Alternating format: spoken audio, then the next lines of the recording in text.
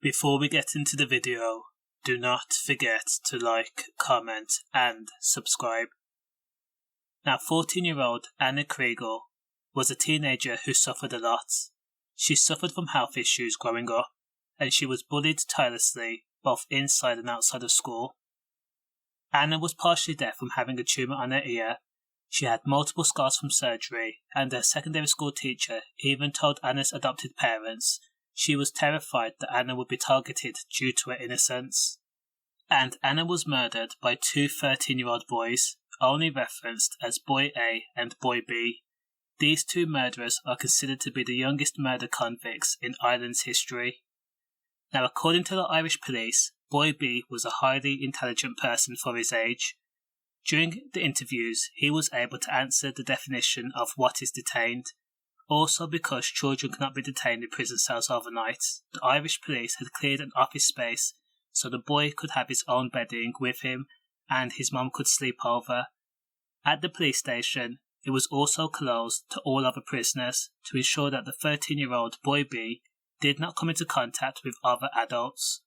For 3 grueling police interviews, Boy B had by his own accounts lied to police, and now he had a chance to reflect on his actions and he wanted to come clean. He was ready to tell the truth as to how 14-year-old Anna Kriégel, a Russian-Irish girl, was brutally murdered. So the crime happened as follows. Boy B went to Anna's house in Lucan, which is in Dublin. Boy B and Anna took a walk to meet Boy A, whom Anna liked. They ended up at an abandoned house, and within 45 minutes of Anna leaving her home, she was dead. When Anna went out with her friend, aka Boy B, her dad found it hard to believe, due to the torment his daughter had previously endured. He texted his daughter saying the following words, "Home now." He got no reply. Anna's dad then texted her saying, "Answer me or I'll call the police." Again, there was no reply.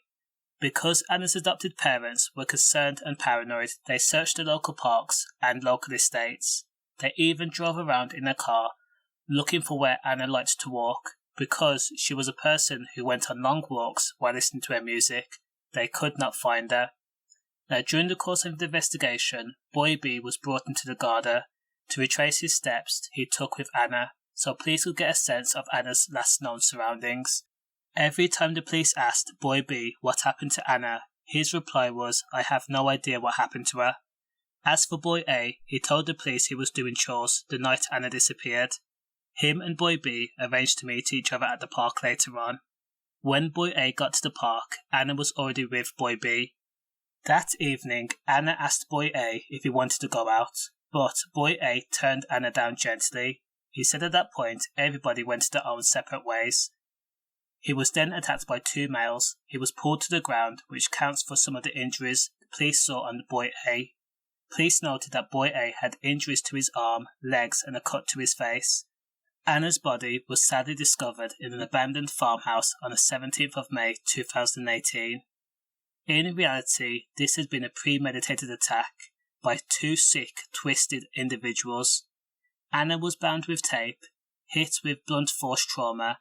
She was stripped down, and the only item of clothing she was wearing were black socks, and she was left abandoned at the farmhouse. There were also signs of a sexual assault. Anna's iPhone was scattered around, cement blocks and pieces of wood were covered in Anna's blood. Her blood stained the walls and the carpet, and insulation tape was wrapped around her neck. Anna had suffered many injuries. Now, when Boy B wanted to confess to police and tell the truth, he tried to impart blame Boy A. He says that he left Boy A with Anna at the farmhouse. When he was shown images of the crime scene, Boy B said Jesus, one of my closest friends. He quickly added he was referring to Boy A and the crime, not Anna. He was then shown another piece of evidence, the installation tape, and Boy B admitted he had given it to Boy A. Boy B also said he heard Anna scream and knew something was happening to her, but he made a run for it. The teenager known as Boy B was jailed for 15 years for murder, with a review after 8 years. As for Boy A, he was convicted of murder and aggravated sexual assault. He was sentenced to life, with a review after 12 years. He was also sentenced to 12 years for the sexual assault. All I can say is that this was a tragic case. 14-year-old Anna Kriégel did not deserve to die. So many obstacles were in her way and she should have flourished, but yet people bullied her, chastised her and tormented her. There were not many times where this 14-year-old girl was happy, and again I can only say condolences. Stay safe.